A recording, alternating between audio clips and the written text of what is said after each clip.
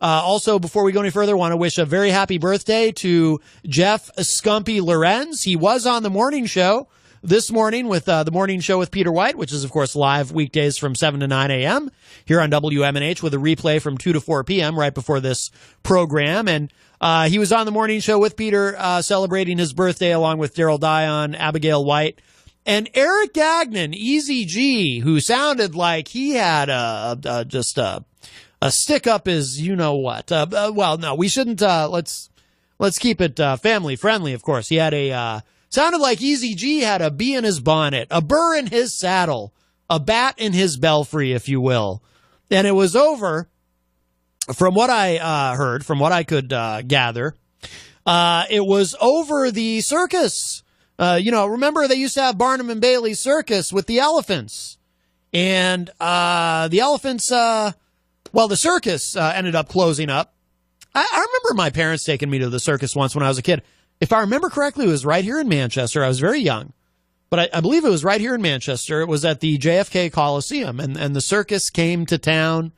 And I don't remember particularly enjoying it because I thought those poor animals are probably, part of their training is being beaten and whatnot to kind of get them to, I'm kidding. I didn't really think any of that. I was much too young to have those thoughts, but I certainly feel that way now, and as someone who loves animals, I do absolutely hate the idea of an elephant in some way, in any way, being tortured and traumatized, in the effort to train, said elephant to do certain things and to perform in a certain way. Very bothered by that. So I was, perfectly happy to see the circus go away. But apparently, Mr. Eric Gagnon, Easy G, as he is known, because he's quite famous. He's less famous than Mike Martineau, of course, but very famous in his own right. Easy G. It appears to have gone to his head, which might explain why he has that big Irish melon. He's kind of, I say Irish. I don't know if Eric is actually Irish, probably not. But Irish people tend to have big heads. And if you think I'm being mean with that, hey.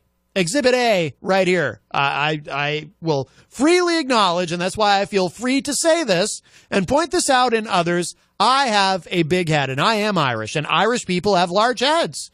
I can barely fit through the door here. I got like this big South Park character head on top of this body. It's just how Irish people are. I didn't realize it until, a couple decades ago. Growing up, I had never realized it. It wasn't anything anyone ever thought to tease me about or anything, but I remember watching Conan O'Brien one night, and in his monologue, somehow the subject of his head came up.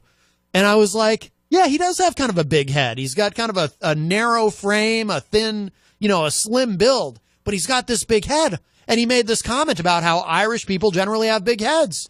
And then one night I was watching Hardball with Chris Matthews on MSNBC. And I thought, Chris Matthews, he's got kind of a big head. He's Irish. And then I remember running to the bathroom to look in the mirror to examine my own head. And I was like, oh my God, this is one of those things. Have you ever had something that you'd never given any thought about, perhaps an unusual, a unique physical characteristic or whatever it may be, just something that had never occurred to you that might be unusual in any way, but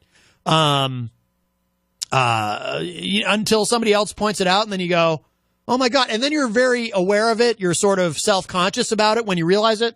That's kind of the moment that I had. I'm looking at myself in the mirror going, oh my God, my head, it practically takes up the whole mirror. I can't even see what's going on behind me. Not that there was anything going on behind me. I was all alone in a bathroom, but you understand what I'm saying. Like Candyman could have appeared behind me and I wouldn't have known. Is that what Candyman does if you say Candyman 3 times? Does he appear in the mirror or does he appear behind you so you see him in the mirror? I don't know how that works. I've never conjured or summoned him. But the point is, So, for those of you who may judge me harshly with my comments about the size of Easy G's head, I would just say, because you might say to me, glass houses, Matt, and I might say to you, it's my favorite Billy Joel album. But I also might say to you that I'm not so sure that that's my favorite Billy Joel album. Now that I'm thinking about it, I'd have to give it some more thought. But then after that, I might say to you, hey, I'm fully aware that I have a giant head.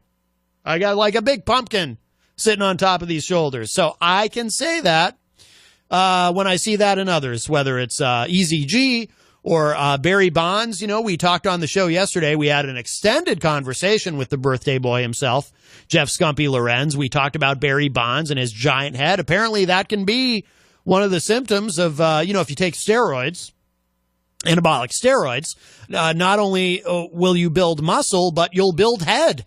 Who knew? So I guess that's how it works. I don't think it's supposed to necessarily work that way. It's probably more of a side effect. But, so we talked about large heads yesterday, so it's all good. I recognize I'm one of the large-headed people, and I'm okay with it. Actually, it makes me deeply insecure. But by deeply insecure, I really mean I'm fine with it. No, really, I am. It's just something, it's my cross to bear.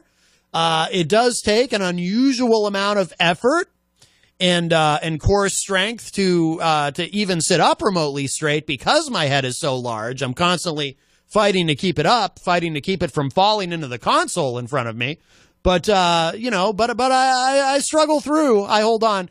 So anyway, so happy birthday to Jeff Scumpy Lorenz.